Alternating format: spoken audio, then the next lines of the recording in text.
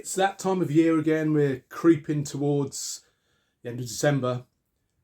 So I need to start doing some of my end of year lists, my best ofs, my countdowns of the year. And I've been neglecting those of you out there who love their Power Pop. And I am constantly listening to Power Pop. I'm constantly buying Power Pop LPs. So I thought I'd show you my top 10 best Power Pop finds of the year.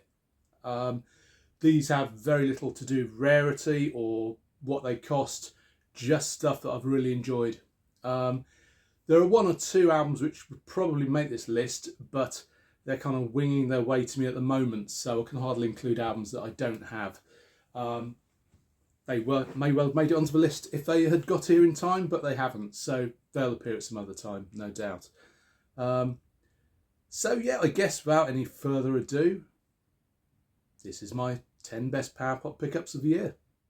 Okay, so straight in at number 10. This was a blind buy. Got it from my local record store. They'd put out a bunch of stuff which I don't think they'd had in stock for long. They just, I guess, thought straight to the bargain bins. So I got this for £1. It's the self-titled album by Jimmy Mack and the Jumpers. I think it's his third album. This came out in 1980.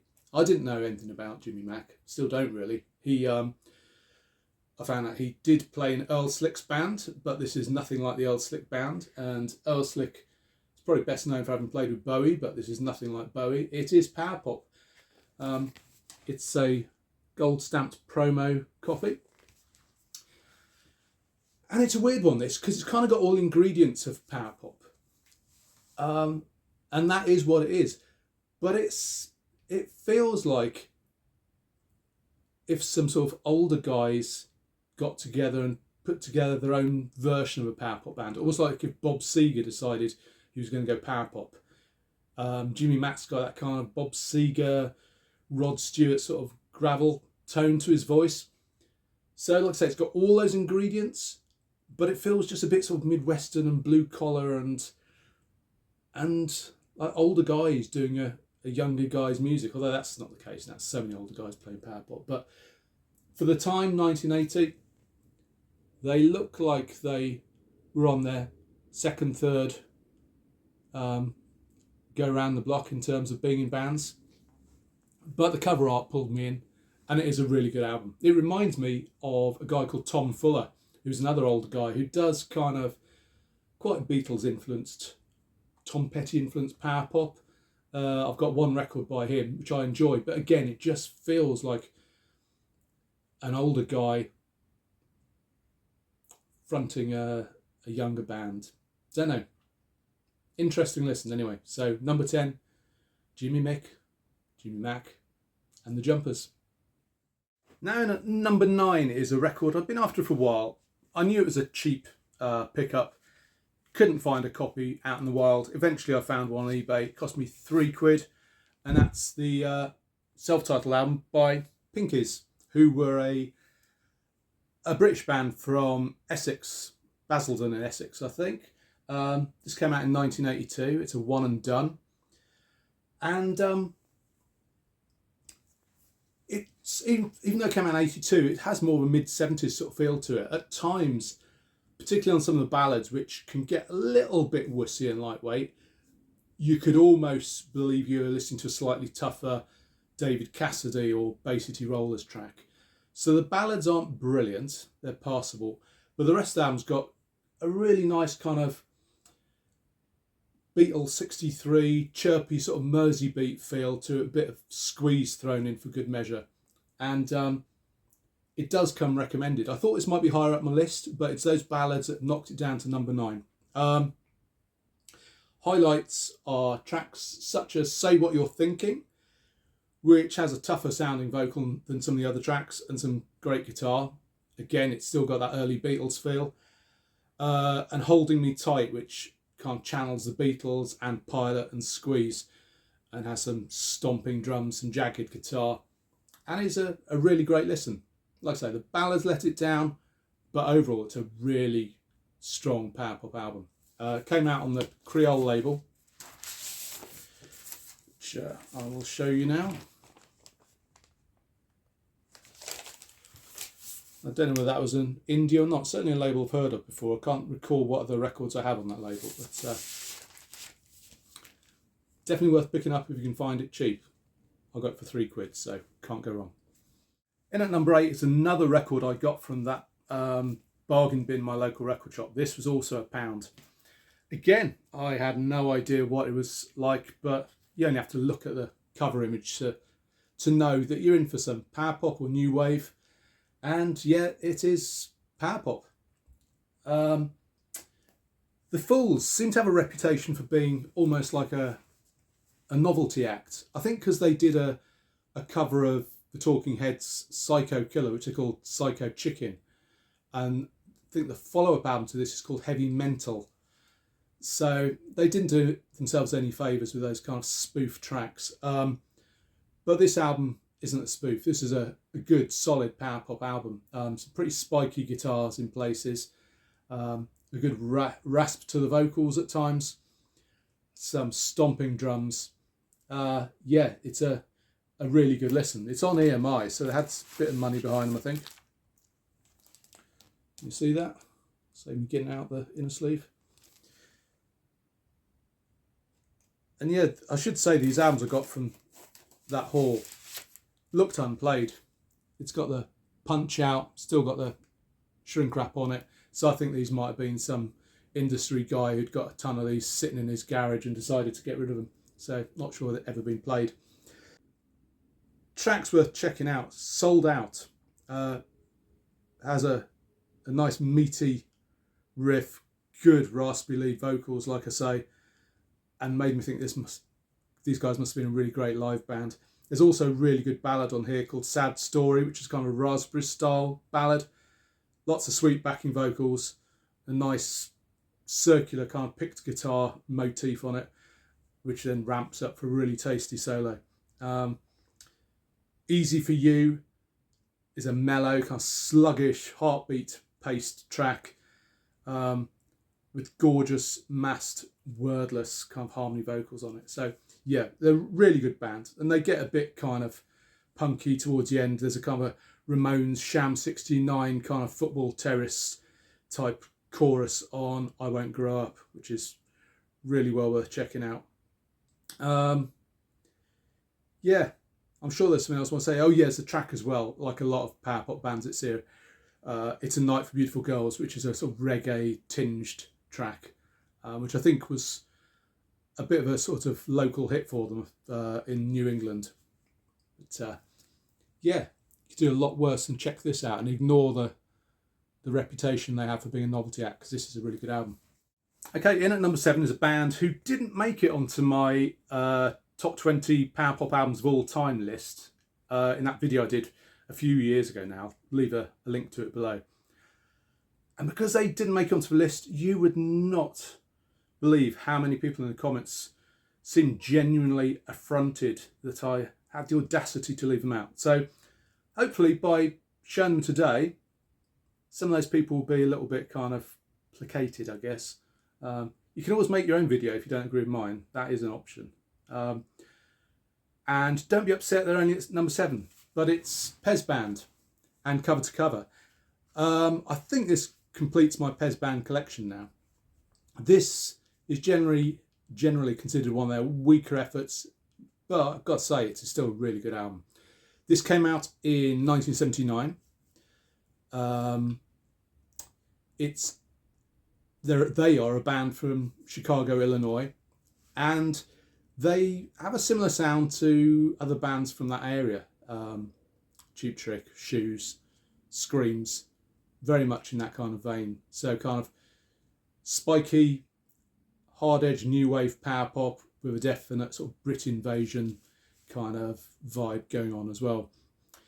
I bought this in Trieste in Italy. It's a record shop called Vinyl One. Paid €15 for it. Very happy with that price. And it's a great plain copy. Highlights on here. Back in the Middle, which like I say, it's new wavy British invasion kind of stuff. Hooks, melodies, tough guitar, everything you'd want. And there's a great lead vocal on the track Hero, Hero, which comes towards the end of the second side. And the vocal's similar to Glenn Tilbrook to my ears. It's a really melodic poppy track, probably the most melodic on the album. And yeah, it's fantastic. Now number 6 is a bit special. This is a guy whose band I had never heard of before. I went to see Thomas Walsh from Pugwash playing a really tiny solo acoustic show at the West Hampstead Arts Club back in, must have been March of this year. And the support act was this guy, a guy called Tom McConnell, who otherwise goes under the name Novelty Island. And he played solo as well, just him and an acoustic guitar, and he was fantastic. You know how you can hear somebody just sat with an acoustic guitar and you know that they are power pop. You know what their influences are just from hearing a voice and an acoustic guitar. So this is the album. Picked up off the merch stand, spoke to him afterwards, signed it to me, which was really good of him. Nice guy, good to chat to. It comes from Liverpool. The album, if you can't read that, it's called Wall's End Weekend Television. And there's the inner sleeve for you. So this is his 2023 album. And I think he's just released a new one, which I haven't picked up yet. And I'll have to do something about that. Paid 20 quid for this off the merch stand. Talking to him afterwards, he said he was very much influenced by the Beach Boys, which you can certainly hear. When Thomas Walsh came on, he was bigging this guy up, and basically said, yeah, he's the new Harry Nilsson. I can certainly hear that as well. But to me, I would say he's a Baroque Emmett Rhodes with bits of Jellyfish, 10cc, ELO, McCartney, Blue, as in, God, what's the guy's name? I'll stick it on the screen. He's released some great power pop albums anyway. But I think one of them was in my top 20. And Linus of Hollywood. So if that's your bag, really beautifully crafted songs, you know, created in the studio, that more lush, structured, ambitious type of power pop. You could do a lot worse, and check this out. Really great album. And so number 5. This was a record I picked up in one of my local charity shops, the one that has their annual sort of vinyl sale. In fact, I think it's like 3 times a year to do a vinyl sale. Always well worth going along to. And particularly, I picked this up for 2 quid. Now I'd wanted for a while. Can't pass it up for 2 quid. And it's the self-titled album by Code Blue. It's also a gold stamped promo copy. Code Blue were a London act. This album came out in 1980 and features a guy called Gary Tibbs on bass, who had been in a sort of early version of Adam and the Ants, I believe, and the main guy, Dean Chamberlain, on guitar and lead vocals, who was in the Motels. Whether that was before or after this album, I'm not quite sure. But the guys have their chops. They really know how to play. And this album sounds really well rehearsed, and it sounds like they would have been absolutely killer to see live. Really does. I mean, they capture the excitement of their live act in this studio recording, which takes some doing. But yeah, I love this. It's got elements of Nick Lowe, of The Jam, of Joe Jackson. Okay, it starts off with Whisper Touch, which is a great, relentless sort of R&B power pop track, like sort of power pop, Dr. Feelgood almost. Elsewhere, Hurt is kind of like a Joe Jackson, Who type of a tough sounding track. Other End of Town sounds like Magazine if they were power pop bands. The guitar riff has a really dark feel to it. Got some pace to it, really great track. And The Need has a sort of loose barroom guitar power pop feel to it, almost like, I guess, The Pretenders without Chrissie Hynde up front. Some nice harmonies on that, really great sort of Keith Moon type drumming, chiming guitars, some whammy bar action, fantastic stuff. So again, if you see this, do pick it up. Really good stuff. Now, number 4 was a big find for me. Doesn't turn up often. It's normally pretty expensive when it does turn up. And I paid up a little bit for this. I paid 30 quid for it. Again, in one of my local charity shops. Obviously knew they had something that was worth a few quid. But they're always very fair with the prices. And that was the Keys album. Again, this is a gold stamp promo. So it's a bit of a theme going on here. The Keys were a great UK band. This album was produced by Joe Jackson, and there's a fairly heavy Joe Jackson influence on the sound. Highlights, I Don't Want to Cry, which is very much like Dave Edmunds, kind of has that kind of girls talk sort of sound. Fantastic vocal, lovely sweet harmonies, chiming vocals, chiming guitars, real Brit Invasion feel to it. Saturday to Sunday Night has kind of Monkees vibe to the riff. Run, Run, Run, again, sounds like Dave Edmunds, but fronting with Georgia Satellites, a kind of barroom power pop thing going on there. Back to Black could be Elvis Costello jamming with the Stray Cats. And World Ain't Turning, which is the final track on the album, has a urgent sort of power pop punk energy to it, like a post-punk Beatles. So 30 quid well spent. And this is a minty copy. Again, a promo which I think has sat in somebody's kind of loft for the last 30, 40 years. So pick it up if you see it. That's number 4.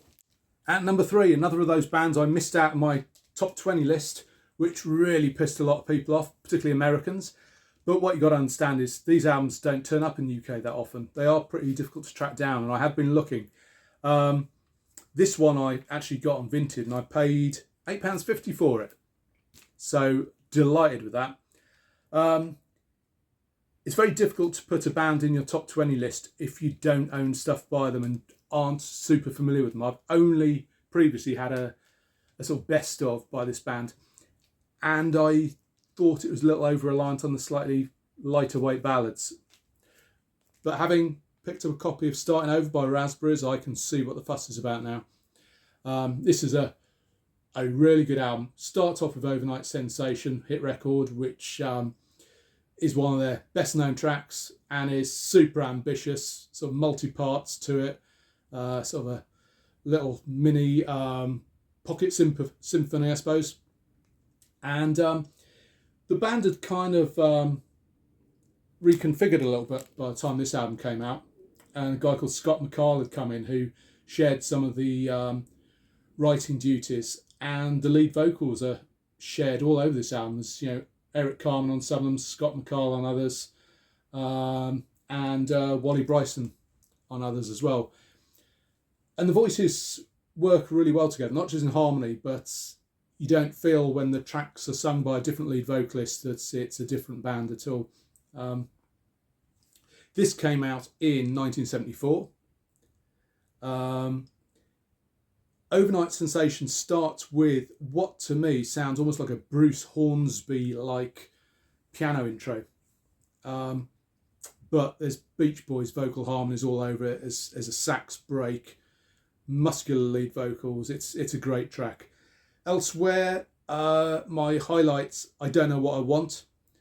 I think it's entirely possible they'd been listening to quite a bit of The Who before recording that song, because there's Keith Moon type drums all over it, ringing Pete Townsend power chords, and a muscular vocal from Eric Carmen.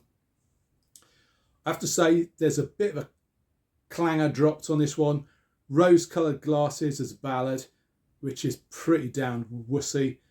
Lots of piano and strings, which aren't a bad thing in themselves, but they don't work on this.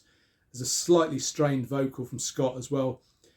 And I think it's tracks like that which probably led to shocking crap like Beth by Kiss and Home Sweet Home by Motley Crue being foisted on us at a later date. So that is one to miss. Elsewhere, good stuff though. Hands on You, which is very much a sort of an acoustic guitar campfire type song. with nice dual lead vocals, and it's thoroughly charming, really nice melody. Really love that track. And Starting Over, which I think is, yes, the last track on the album, has a piano intro, reminds me of Tiny Dancer by Elton John. It's a ballad again, but quality string-drenched ballad. It makes me want to sway and hold my lighter aloft. It reminds me a bit of a combination of themes from 80s sitcoms, Taxi and Cheers, which isn't a bad thing. I always loved the theme tune from Cheers, and it's got that kind of a feel to it. So I'm sure long-time Raspberries fans will be thinking I'm absolutely destroying this album with my comparisons in my review, but I really do like this album. Perhaps some of the wussy ballads will grow on me, but even with those on here, it's well worth owning. So there you are, Raspberries at number 3. You happy now? And at number 2, rewind to March and that gig at the Hampstead Arts Centre where I saw Thomas Walsh, and I picked up his first solo album, although Pugwash is essentially a solo project with a band name. Again, got personal dedication signed on there, and this one comes on coloured vinyl, lurid bubblegum pink. Thomas Walsh, lovely guy, stuck around to chat at the end of the gig, and very funny. I mean, on stage he could have been a stand-up or sit down, as he's quite a large gentleman, didn't stand for any of the gig. He could have been a stand-up comedian, real natural storyteller. This album is fantastic, and again, one man, a voice and a guitar. He held the room totally transfixed. Beautiful melodies. Of course, no harmonies. One man, but you just somehow your brain fills in the gaps, and felt like listening to the most lush power pop when he was on stage. This came out in 2023. So it's his first solo album proper. And the highlights, let me look at my notes.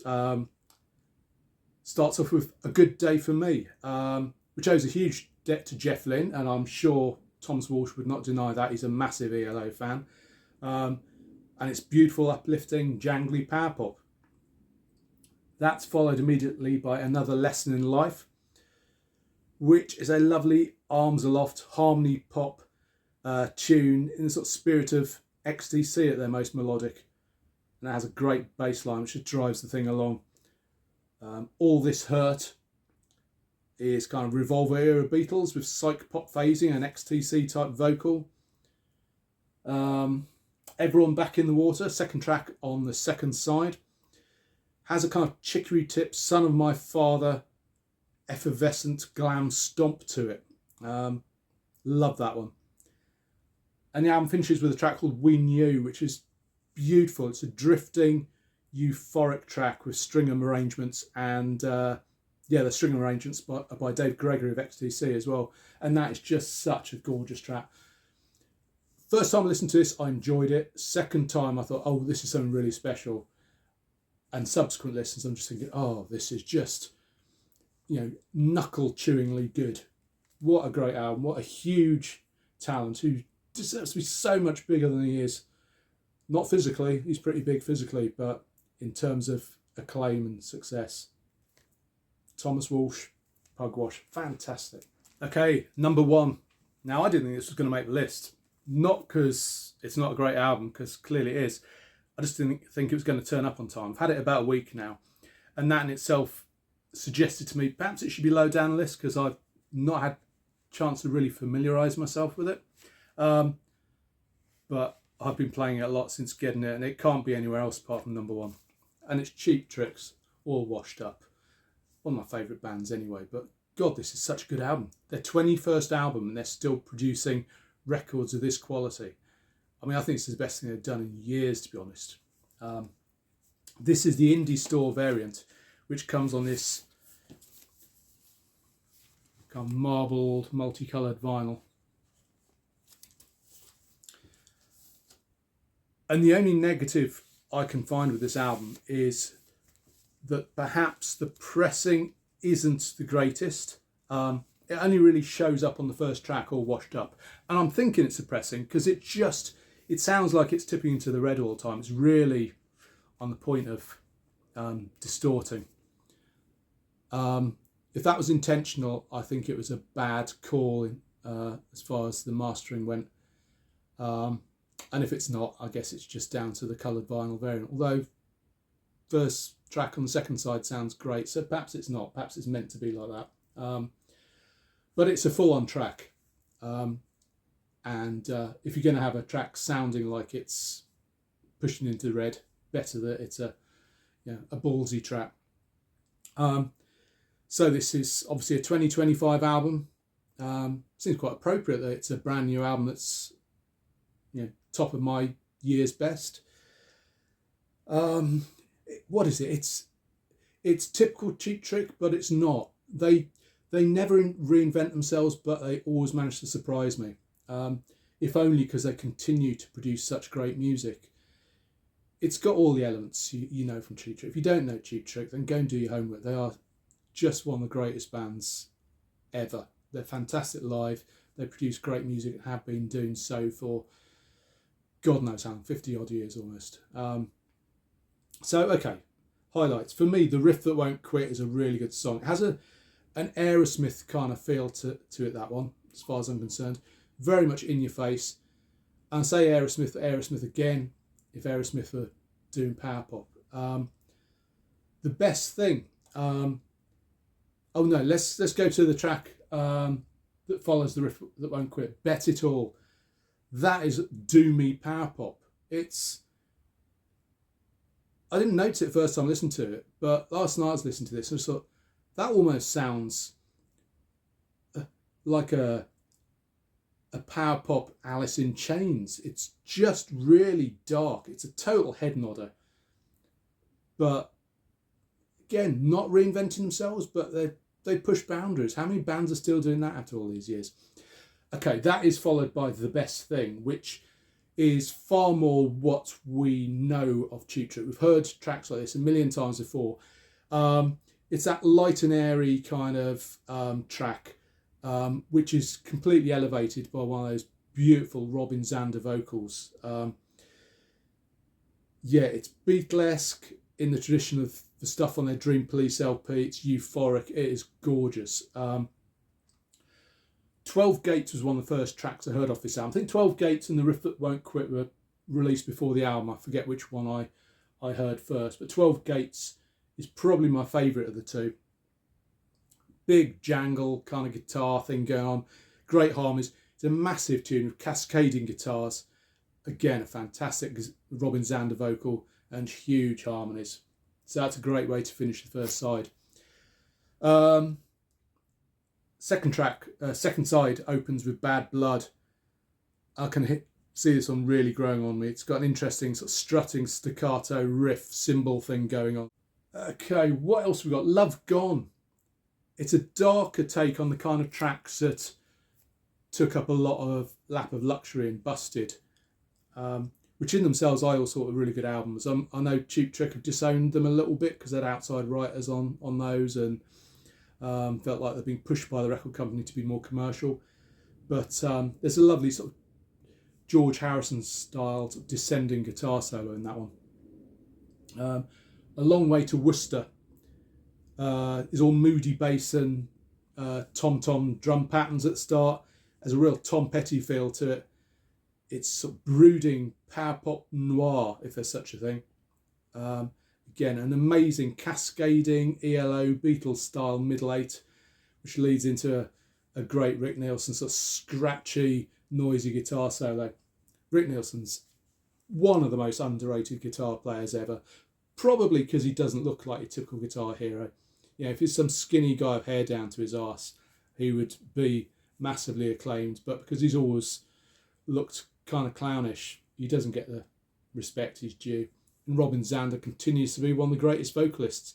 And even though his voice has, I guess it's deepened, it's changed a bit over the years, it's still just as strong. I think his son add some vocals and guitars onto this album as well. And of course, Rick Nielsen's son is on drums and is doing a fantastic job. I love this artwork, by the way.